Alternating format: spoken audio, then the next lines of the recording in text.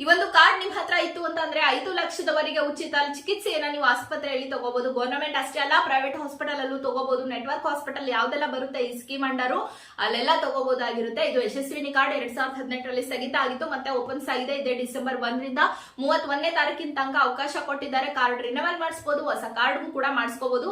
ನಿಮ್ಗೆ ಹೊಸ ಕಾರ್ಡ್ ಮಾಡಿಸಿದ್ರೆ ಅಂದ್ರೆ ಏಪ್ರಿಲ್ 1ನೇ ತಾರೀಕು 2025ರಿಂದನೇ ಅದನ್ನ ಯೂಸ್ ಕೂಡ ಮಾಡ್ಕೋಬಹುದಾಗಿರುತ್ತೆ. ಸೊ ಯಾರೆಲ್ಲ ಹೊಸದಾಗಿ ಕಾರ್ಡ್ ಮಾಡಿಸಬಹುದು ಅಂತ ಕೇಳಿದ್ರೆ ಸಹಕಾರಿ ಸಂಘ ಸ್ವಸಹಾಯ ಗುಂಪಿನ ಸದಸ್ಯರಾಗಿರ್ಬೇಕು. ಮನೇಲಿ ಯಾರಾದ್ರೂ ಒಬ್ರು ಸದಸ್ಯರಿದ್ದಾರೆ ಅಂದ್ರೆ ಕಂಪ್ಲೀಟ್ ಆಗಿ ಆ ಫ್ಯಾಮಿಲಿ ಅದ್ರ ಲಾಭ ಪಡ್ಕೋಬಹುದು.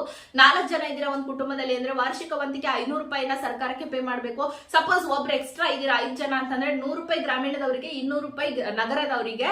ಸೊ ಈ ಒಂದು SC ST ಏನಾದ್ರು ಗಿರಿಜನ ಇದ್ದೀರಾ ಅಂತಂದ್ರೆ ಅಂತವ್ರಿಗೆ ಸರ್ಕಾರನೇ ಆ ಹಣ ಭರಿಸುತ್ತೆ. ಸೊ ಅವ್ರೇನು ಹಣ ಕೊಡ್ಬೇಕಾಗಿಲ್ಲ, ವರ್ಷ ರಿನವಲ್ಗೆ ಇವ್ರು ಮಾತ್ರ ಕೊಡ್ಬೇಕು. ಸೊ ನೀವು ಸ್ಪೆಷಲ್ ವಾರ್ಡ್ ತಗೊಳ್ತೀರಾ ಅಂದ್ರೆ ಎಕ್ಸ್ಟ್ರಾ ಪೇ ಮಾಡಬೇಕು. ಜನರಲ್ ಮಾತ್ರನೇ ಫ್ರೀ ಇರುವಂತದ್ದು. Aadhaar card, caste certificate, income, passport ಅಳತೆಯ ಫೋಟೋ, ಬ್ಯಾಂಕ್ ಪಾಸ್ಬುಕ್, ಸ್ವಸಹಾಯ ಸಂಘದ ID ಅನ್ನ ತಗೊಂಡೋಗಿ ನಿಮ್ಮ ಸಂಘಕ್ಕೆ ಕೊಡಿ. ಅಂಡ್ 3 ತಿಂಗಳಾದ್ರೂ ಆಗಿರ್ಬೇಕು ನೀವು ಸಂಘಕ್ಕೆ ಸೇರ್ಕೊಂಡು ಮಾಡ್ಕೋಬಹುದಾಗಿರುತ್ತೆ.